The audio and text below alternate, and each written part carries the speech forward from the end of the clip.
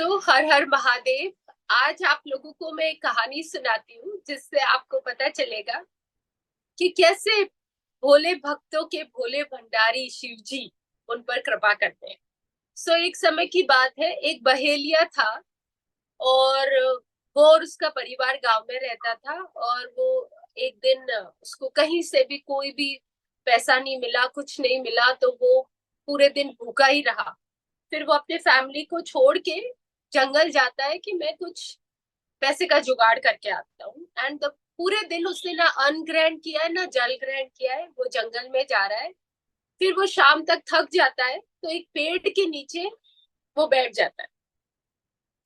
वहां पे वो बैठा बैठा सोच विचार कर रहा होता है कि क्या करूं, कैसे करूं। तो उतने में क्या होता है कि वहां पे एक छोटा सा मिट्टी की ढेली टाइप बन जाती है, ऑलरेडी बनी भी होती है। एंड उस पे जो पत्ते होते हैं उन पे ना ओस की बूंदे थी। तो वो बूंदे उस मिट्टी के ढेली पे गिर जाती है, फ्यू ड्रॉप्स।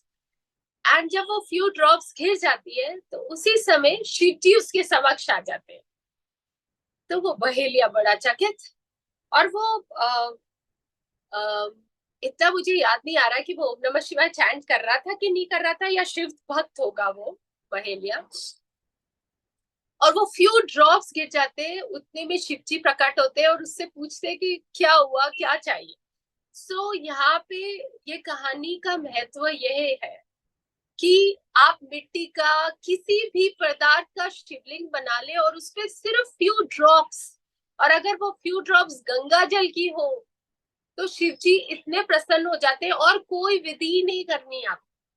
बहुत सारा जल, पंचामृत, ये सब एडेड है। पंचामृत की भी 5 चीजों का अलग अलग हमारी लाइफ में रेफरेंस है। तो वो कभी आई विल टेल यू। अभी ये महीना पूरा अभिषेक का ही मंथ है, गणेश चतुर्थी, देन कृष्णा जी का जन्म। We are going to do पंचामृत से सबका अभिषेक। तो I will tell you. Shiv ji इस इसीलिए जो आपके घर में शिवलिंग है, अगर आप फ्यू ड्रॉप्स भी हर रोज उन पे चढ़ा देंगे, Shiv ji would be very happy with you.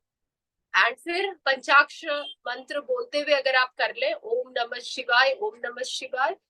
This was the story which says कि सिर्फ भाव के भूखे हैं भगवान, उनको कोई विधि नहीं चाहिए कि पारद का शिवलिंग, कि चांदी का, कि सोने का, मिट्टी का shivling and few drops, that's all Shivji wants. Okay, so this was the story related to that.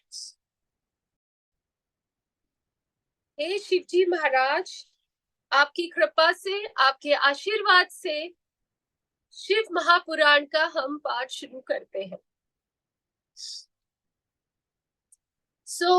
अभी हम देख रहे हैं कैसे दक्ष जी के यज्ञ का विध्वंस हो रहा है, क्या क्या हो रहा है।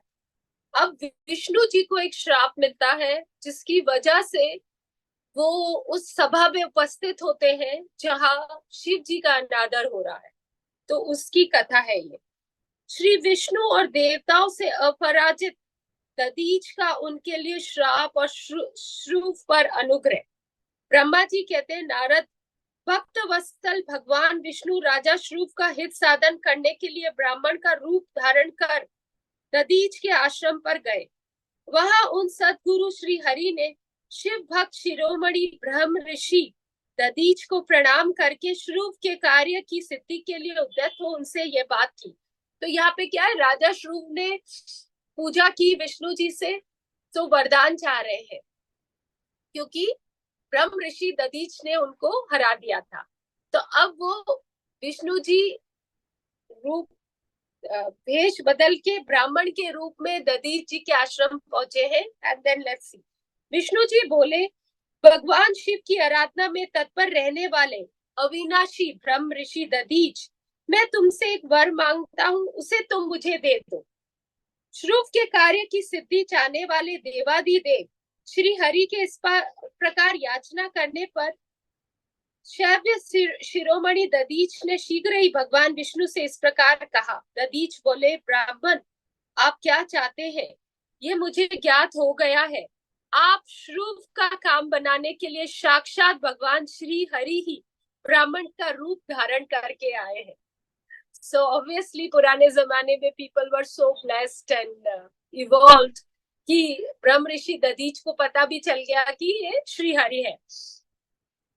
इसमें संदेह नहीं है, आप पूरे मायावी है, किंतु देवेश जनार्दन, मुझे भगवान रुद्र की कृपा से भूत भविष्य और वर्तमान तीनों कालों का ज्ञान सदा ही बना रहता है। सुव्रत, मैं आपको जानता हूँ, आप पाप हरि श्री हरि एवं विष्णु है। यह ब्राह्मण का वेश छोड़िए, दुष्ट बुद्धि वाले राजा श्रुव ने आपकी आराधना की है, इसीलिए आप यहाँ पधारे हैं। भगवान हरे, आपकी भक्त वत्सलता को मैं भी जानता हूँ, ये छल छोड़िए, अपने रूप को ग्रहण कीजिए और भगवान शंकर के स्मरण में मन लगाइए। मैं भगवान शंकर की आराधना में लगा रहता हूँ। ऐसी दशा में भी यदि मुझसे किसी को भय हो तो आप उससे यत्न पूर्वक सत्य की शपथ के साथ कहिए।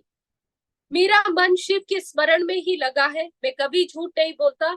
इस संसार में किसी देवता या दैत्य से मुझे भय नहीं होता।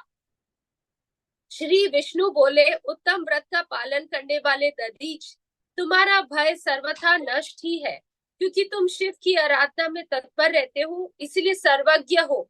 परंतु मेरे कहने से तुम एक बार अपने प्रतिद्वंदी राजा श्रुव से जाकर कह दो, राजेंद्र, मैं तुमसे डरता हूँ। दधीच, भगवान विष्णु के ये वचन सुनकर शिव शैव्य शिरोमणि महामुनि दधीच निर्भय होकर हंसकर बोले। दधीच ने कहा, मैं देवाधिदेव पिनाकमणि भगवान शंभु के प्रसाद से कहीं कभी किसी से और किंचित मात्र भी नहीं डरता, सदा ही निर्भय रहता हूँ।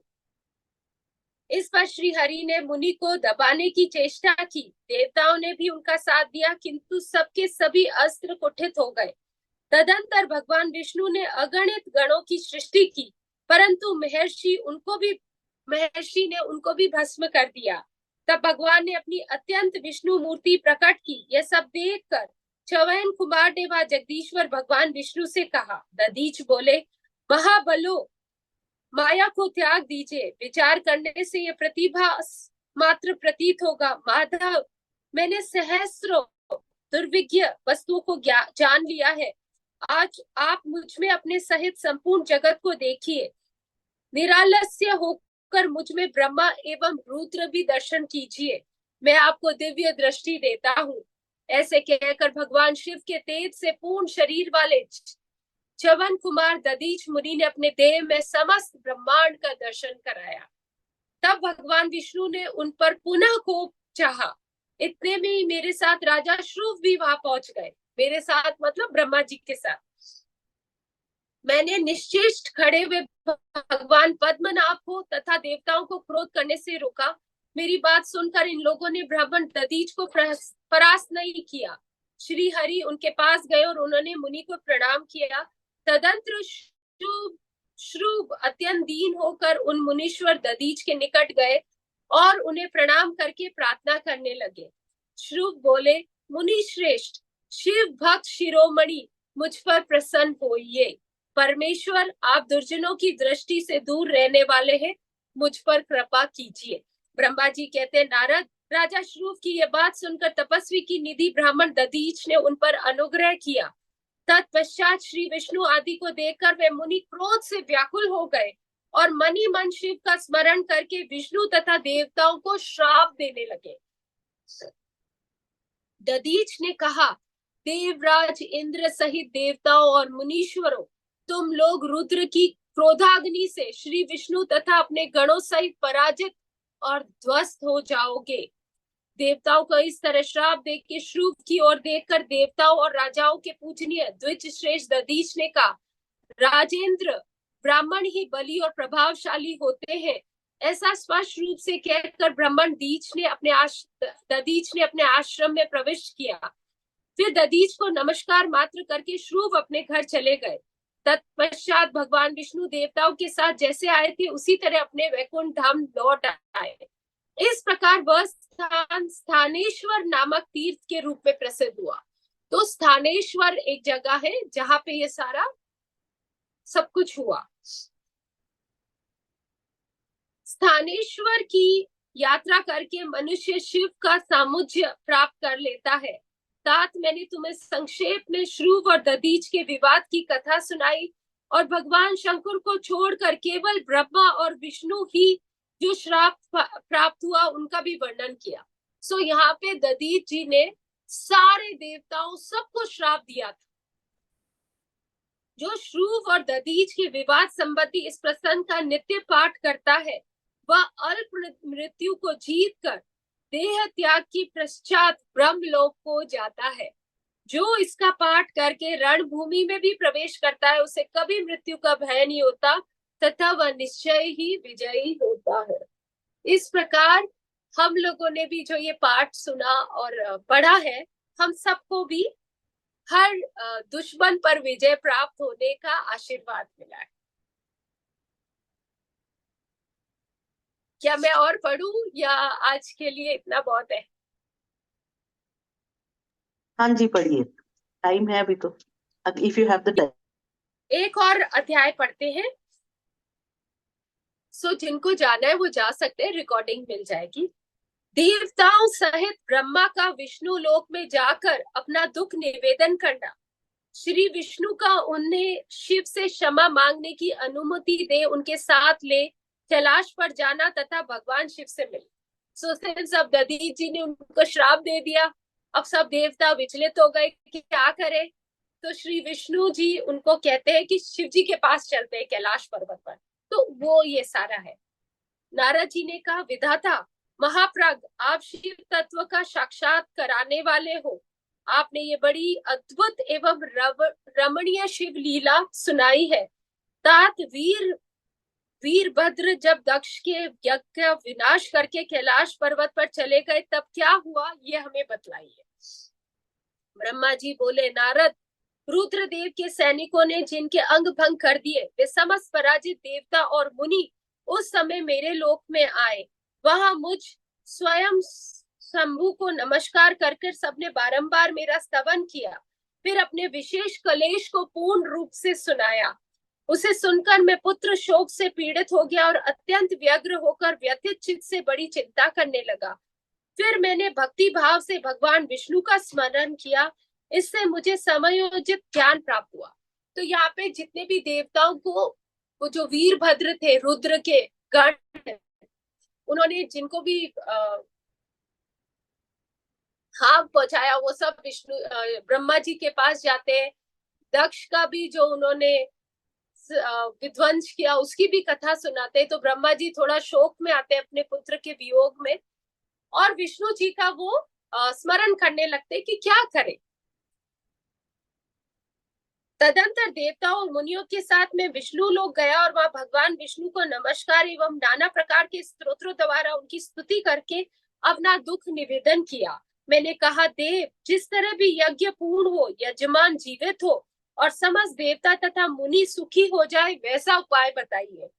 देव रमानाथ, देव सुखदायक विष्णु, हम देवता और मुनि निश्चय ही आपकी शरण में आए हैं। मुझ ब्रह्मा की ये बात सुनकर भगवान लक्ष्मीपति विष्णु, जिनका मन सदा शिव में लगा रहता है, जिनके हृदय में कभी दीनता नहीं आती, शिव का स्मरण करके इस प्रकार बोले। श्री विष्णु ने कहा, देवताओं, परम समर्थ तेजस्वी पुरुष से कोई अपराध बन जाए तो भी उसके बदले में अपराध करने वाले मनुष्य के लिए वह अपराध मंगलकारी नहीं हो सकता। विधाता, समस्त देवता परमेश्वर शिव के अपराधी है क्योंकि इन्होंने भगवान शंभु को यज्ञ का भाग नहीं दिया। अब तुम सब लोग शुद्ध हृदय से शीघ्र ही प्रसन्न होने वाले उन भगवान शिव के पैर पकड़कर उन्हें प्रसन्न करो, उनसे क्षमा मांगो।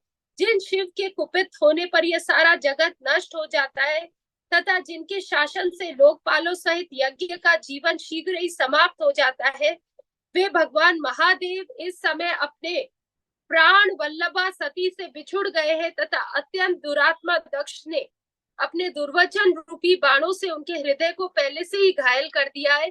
अतः तुम लोग शीघ्र ही जाकर उनसे अपने अपराधों के लिए क्षमा मांगो। विदे, उन्हें शांत करने का केवल यही सबसे बड़ा उपाय है। मैं समझता हूँ ऐसा करने से भगवान शंकर को संतोष होगा। यह मैंने सच्ची बात कही है। ब्राह्मण, मैं भी तुम सब लोगों के साथ शिव के निवास स्थान पर चलूंगा और उनसे क्षमा मांगूंगा। देवता आदि सहित तो मुझ ब्रह्मा को इस प्रकार आदेश देकर श्री हरि ने देवगणों के साथ कैलाश पर्वत पर जाने का विचार किया।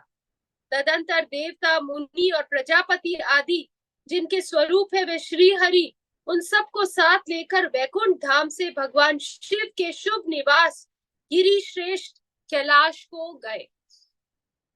कैलाश भगवान शिव को सदा ही अत्यंत प्रिय है। मनुष्य से भिन्न किन्नर, अप्सराएं और योग सिद्ध महात्मा पुरुष उसका भली भांति सेवन करते हैं तथा वह पर्वत बहुत ही ऊंचा है। उसके निकट रुद्रदेव के मित्र कुबेर की अलका नाम महादिव्य एवं रमणीय पुरी है, जिससे सब देवताओं ने देखा। उस पुरी के पास ही सौगंधिक वन भी देवताओं की दृष्टि में आया, जो सब प्रकार के वृक्षों से हरा भरा एवं दिव्य था। उसके भीतर सर्वत्र सुगंध फैलाने वाले सौगंधित नामक कमल खिले हुए थे। उसके बाहरी भाग में नंदा और अलकनंदा, ये दो अत्यंत पावन दिव्य सरिताएं बहती थी, जो दर्शन मात्र से प्राणियों के पाप हर लेती थी। यक्ष राज कुबेर की अलकापुरी और सौगंधित वन को पीछे छोड़कर आगे बढ़ते हुए देवताओं ने थोड़ी दूरी पर शंकर जी के वट वृक्ष को देखा। उसने चारों ओर अपनी अविचल छाया फैला रखी थी। उस वृक्ष 100 योजन ऊंचा था और उसकी शाखाएं 75 योजन तक फैली हुई थी। उस पर कोई घोंसला नहीं था और ग्रीष्म का ताप भी उसे सदा दूर रहता था। बड़े पुण्य आत्मा पुरुषों को ही उसका दर्शन हो सकता था। वह परम रमणीय और अत्यंत पावन है। वह दिव्य वृक्ष भगवान शंभु का योग स्थल है, योगियों के द्वारा सेव्य और परम उत्तम है, मुमुक्षुओं के आश्रय भूत। उस महान योगमय वट वृक्ष के नीचे विष्णु आदि सब देवताओं ने भगवान शिव को विराजमान देखा। मेरे पुत्र महासिद्ध सनकादि, जो सदाशिव भक्ति तत्पर रहने वाले और शांत है, बड़ी प्रसन्नता के साथ उनकी सेवा में बैठे थे। भगवान शिव का श्री विग्रह परम शांत दिखाई देता था। उनके सखा कुबेर और जो गुहिकों और राक्षसों के स्वामी है, अपने सेवक गणों तथा कुटुंब जनों के साथ सदा विशेष रूप से उनकी सेवा किया करते हैं। वे परमेश्वर शिव उस समय तपस्वी जनों को परम प्रिय लगने वाले सुंदर रूप धारण किए हुए बैठे थे। भस्म आदि से उनके अंगों की बड़ी शोभा हो रही थी। भगवान शिव अपने वत्सल स्वभाव के कारण सारे संसार के सुहृदय है। नारद, उस दिन वे एक कुशा आसन पर बैठे थे और सब संतों के सुनते हुए तुम्हारे प्रश्न कहने पर तुम्हें उत्तम ज्ञान का उपदेश दे रहे थे। वे बाया चरण अपनी दाई जांघ पर और बाया हाथ घुटने पर खलाई में रुद्राक्ष माला डाले हुए सुंदर तर्क मुद्रा में विराजमान थे। इस रूप में भगवान शिव का दर्शन कर उस समय विष्णु आदि सभी देवताओं ने दोनों हाथ जोड़ मस्तक झुकाकर तुरंत उनके चरणों में प्रणाम किया।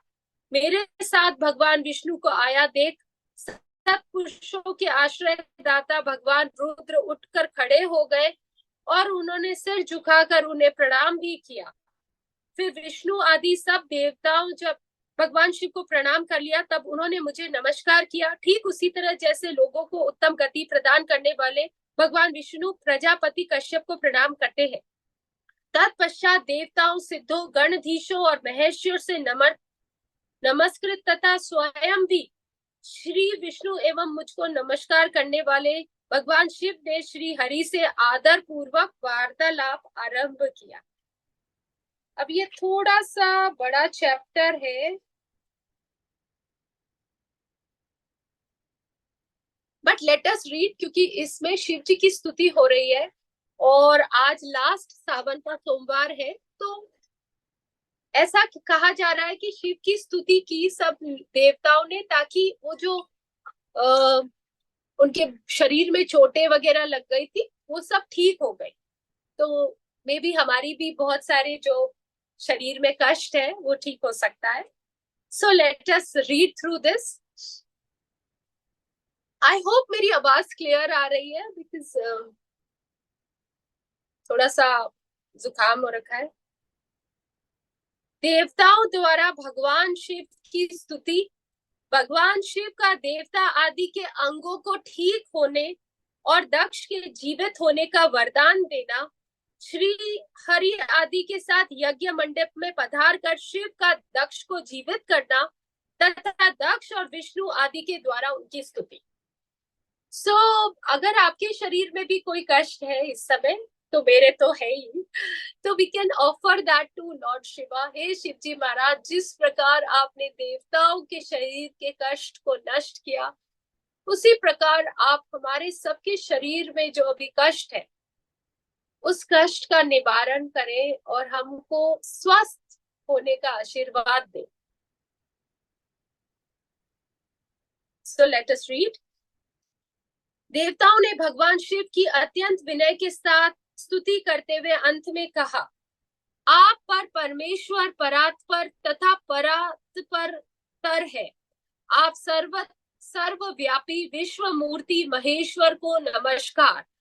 आप विष्णु कलत्र, विष्णु क्षेत्र, भानु, भैरव, शरणागत वत्सल, त्र्यंबक तथा विरणशील है। आप मृत्युंजय है।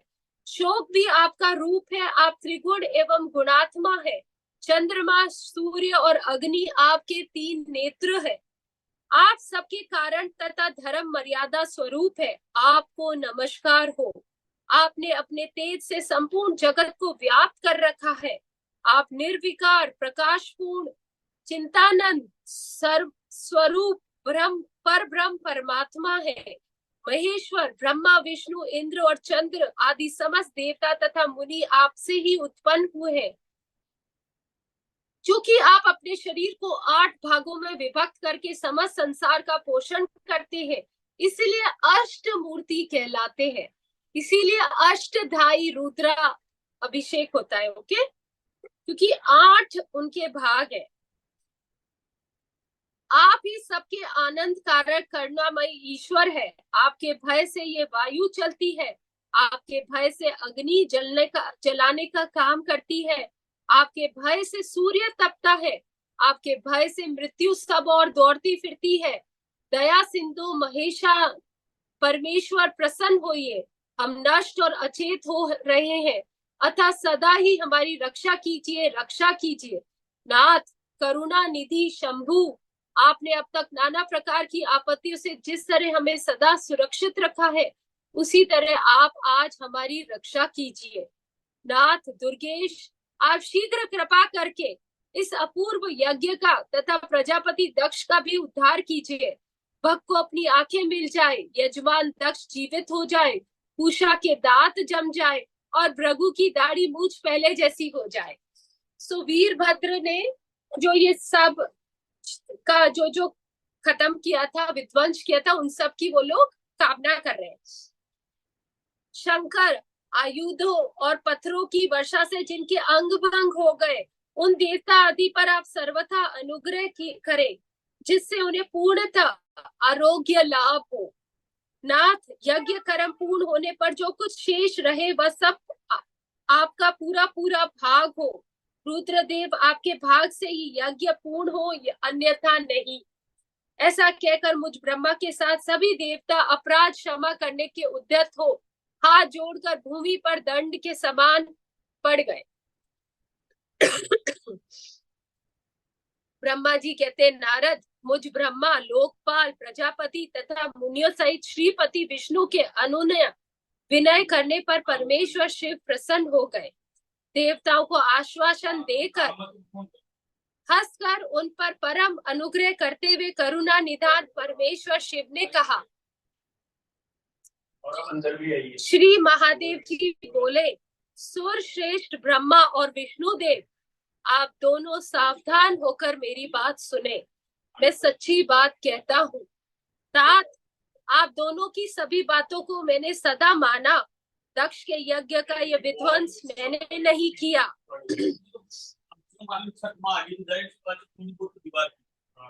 दक्ष स्वयं ही दूसरों से द्वेष करते थे। दूसरों के प्रति जैसा बर्ताव किया जाएगा वही अपने लिए फलित होगा। यहाँ पे शिव जी ये कह रहे हैं कि मैंने दक्ष का विध्वंस नहीं किया, उनकी खुद की आदतों ने उनका विध्वंस किया है। जो जैसा करेगा वो वैसा ही भरेगा। So this is also for us.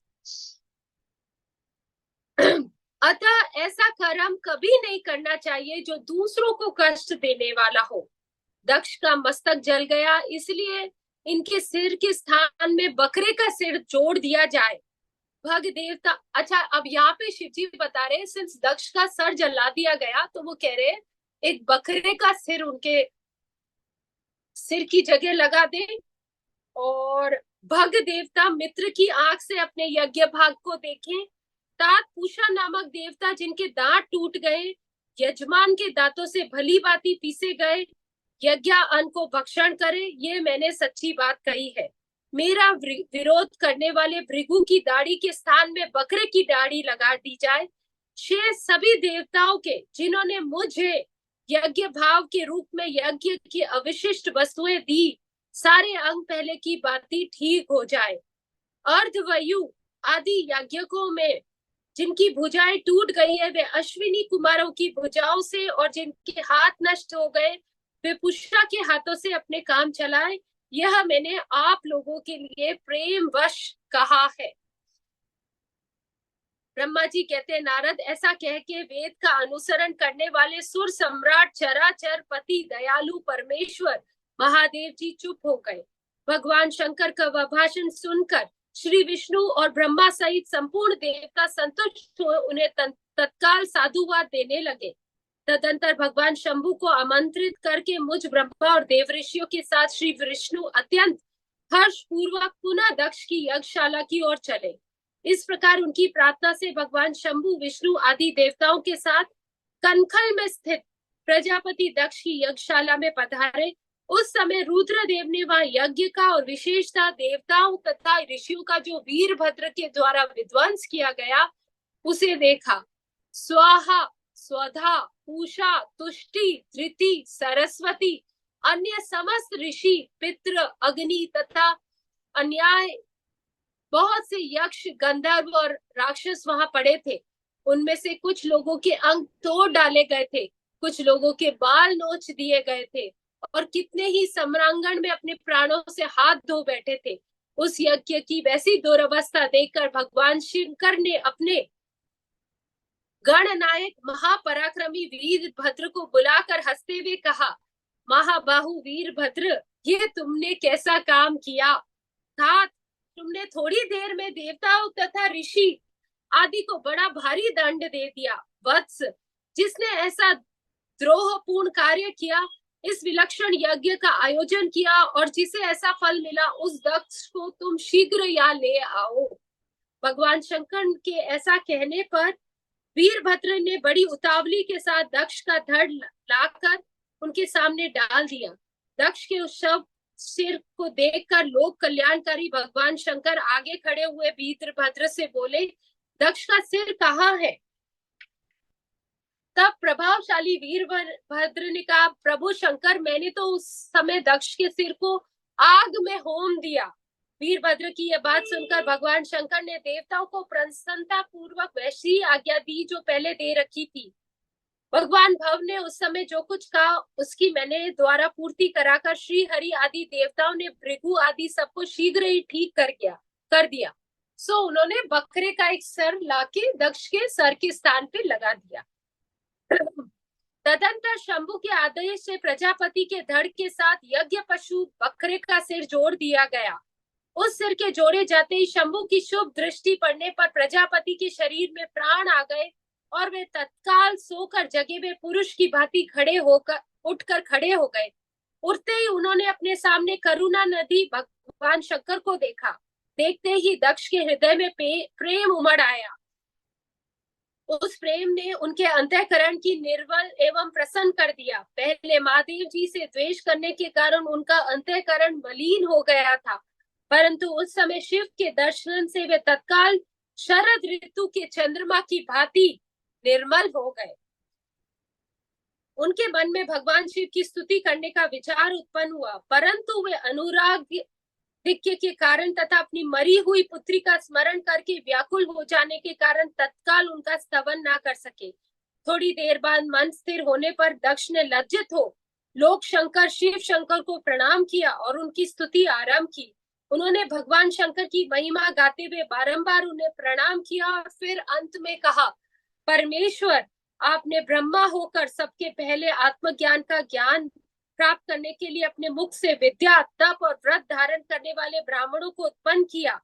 जैसे ग्वाला लाठी लेके गौ की रक्षा करता है, उसी प्रकार मर्यादा का पालन करने वाले आप परमेश्वर दंड धारण किए उन साधु ब्राह्मणों की सभी विपत्तियों से रक्षा करते हैं। मैंने दुर्वचन रूपी बाणों से आपके परमेश्वर को बीन डाला, फिर भी आपने मुझ पर अनुग्रह करने के लिए आप यहाँ आए। अब मेरी ही तरह अत्यंत दैन्यपूर्ण आशा पूर्वक इन देवताओं पर कृपा कीजिए। भक्त वत्सल दीन बंधु शंभु, मुझ में आपको प्रसन्न करने के लिए कोई गुण नहीं है। आप षड्विध ऐश्वर्य से संपन्न परात्पर परमात्मा है, अतः अपने बहुमूल्य उदारता पूर्वक बर्ताव से मुझ पर संतुष्ट होइए। ब्रह्मा जी कहते हैं, नारद इस प्रकार लोक कल्याणकारी महाप्रभु महेश्वर शंकर की स्तुति कर विनीत चित प्रजापति दक्ष चुप हो गए। तदंतर श्री विष्णु ने हाथ जोड़कर भगवान वृषभ ध्वज को प्रणाम करके प्रसन्नता पूर्वक हृदय और बाष्प गदगद वाणी द्वारा उनकी स्तुति आरंभ की। तदंतर मैंने कहा, मैंने कौन? ब्रह्मा जी ने। देवों के देव महादेव, करुणा के सागर प्रभु, आप स्वतंत्र परमात्मा है, अद्वितीय है एवं अविनाशी परमेश्वर है। देव ईश्वर, आपने मेरे पुत्र पर अनुग्रह किया। अपने अपमान की ओर कुछ भी ध्यान न देकर दक्ष के यज्ञ का उद्धार किया। देवेश्वर, आप प्रसन्न होइए और समस्त शापों को दूर कीजिए। आप सज्ञान है, अतः आप ही मुझे कर्तव्य की ओर प्रेरित करने वाले हैं और आप ही अकर्तव्य से रोकने वाले हैं। महामुने, इस प्रकार महेश्वर की स्तुति करके मैंने दोनों हाथ जोड़कर मस्तक झुकाकर खड़ा हो गया। तब सुंदर विचार रखने वाले इंद्र आदि देवता और लोकपाल शंकर देव की स्तुति करने लगे। उस समय भगवान शिव का मुखारबिंद प्रसन्नता से खिल उठा। इसके बाद प्रसन्नचित हुए समस्त देवताओं, दूसरे दूसरे सिद्धों, ऋषियों और प्रजापतियों ने भी शंकर जी का सहर्ष स्तवन किया। इसके अतिरिक्त उपदेवों, नागों, सदस्यों तथा ब्राह्मणों ने भी पृथक पृथक प्रणाम पूर्वक बड़े भक्ति भाव से उनकी स्तुति की। अध्याय 41 और 42 संपूर्ण हुआ। अब हम बाकी कल पढ़ेंगे।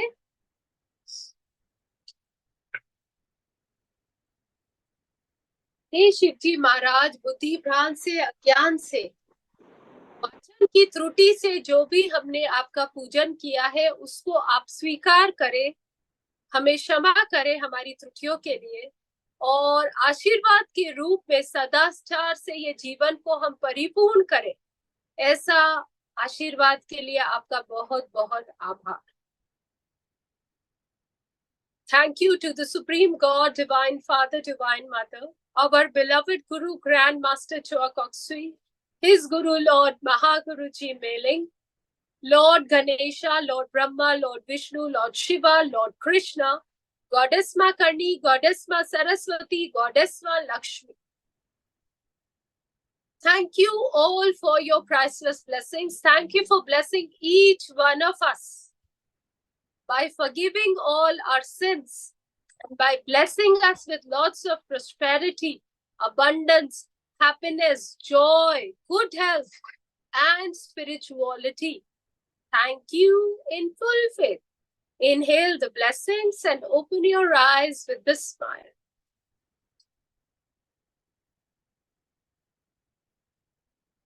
Atma Namaste everyone. यहाँ पे you finish. I need a blessing for my friend's surgery today. So please everyone and you bless her that she has a successful surgery. Okay, so पहले हम bless कर देते हैं. With the blessings of Shiva and all the higher beings. May the Praveen. friend, what's her name? Praveen. Kavi. Praveen Koda. She's Kavi. a single mother and very... Okay. So may Kaveen be blessed with good health. May all the doctors be guided to do successful surgery for her. All the angels of surgery be present. to facilitate the whole surgery. And with the blessings of Lord Shiva, may she be healed completely, miraculously, permanently. So be it, so be it, so be it. Energies, cut, cut, cut. So ये record नहीं करना था anyways. So यहाँ पे there is something I want to share कि अक्सर हम शिव जी के मंदिर जाते हैं और शिवलिंग पे जल चढ़ाया हुआ होता है और हम वो चरणामृत को ग्रहण करते हैं. सो यहाँ पे you have to be very careful. क्या होता है, शिव जी पे ना धतूरा भी चढ़ता है और आग के फूल चढ़ते हैं. तो वो फूल ऐसे हैं जो अगर आप आंखों में लग जाए तो आपका रेटिना उससे डैमेज हो सकता है. इसीलिए शास्त्रों में ऐसा कहा गया है कि शिव जी का वो जल हमको नहीं ग्रहण करना चाहिए, नैवेद्य, क्योंकि maybe we are not sure उस जल में वो हो सकता है ना. शिव जी को काफी ऐसी चीजें चढ़ती हैं अलग अलग तरह की. इसीलिए हमको पंचामृत जो हमने तैयार किया है अलग से, उसको ग्रहण कर लेना चाहिए. या फिर जैसे अभी हमने घर में पूजा की एंड ये जो जल है वी आर श्योर कि इसमें सिर्फ गंगा जल और पंचामृत है, तो वो आप ग्रहण कर सकते हैं. ओके, सो आत्मा नमस्ते everyone, thank you so much for joining. कल मिलते हैं at 11:11. मेरा आज त्रयोदशी का भी व्रत है, आज प्रदोष का व्रत है और आज का सोमवार है. बहुत बढ़िया दिन है. So let us all pray. एक बार पुट कर दूं सबको. सो जो लोग भी रिकॉर्डिंग भी देख रहे हैं वो लोग भी प्रे कर सकते हैं. Let us do prayer. और जो अभी साथ में है online, let us all pray. त्रयोदशी का व्रत, प्रदोष काल ऐसा काल होता है और ऐसा दिन होता है जिस दिन कोई भी तरह का दोष नहीं लगता. और मेनली ये हम हमारे बच्चों के लिए व्रत करते हैं. So let us all do a prayer. हे शिवजी महाराज, जाने अनजाने हमसे, हमारे पूर्वजों से और हमारे बच्चों से जो भी दोषपूर्ण कर्म हुए हैं, पाप हुए हैं, उनको आप क्षमा कीजिए. आज जो ये प्रदोष का व्रत हमने किया है, उस व्रत के पुण्य के रूप में हमारी संतति, हमारे बच्चे सुखपूर्वक अपना जीवन व्यतीत करे, ऐसा आशीर्वाद आप हम सब पर करिए. Thank you Lord Shiva for blessing our children. May they refrain from unwholesome actions and may they be super successful in every endeavor of their lives. May they lead a happy, healthy, and a quality life ahead. Thank you, Lord Shiva, for your priceless blessings. Inhale the blessings. अब आप ये जो चरणामृत है अपने बच्चों को ऊपर उनके सर पे भी लगा सकते हैं और पंचामृत आप उनको ग्रहण करने के लिए दे सकते हैं. सो आज का दिन शुभ है, विशेष है. आत्मा नमस्ते एवरीवन. किसी का कोई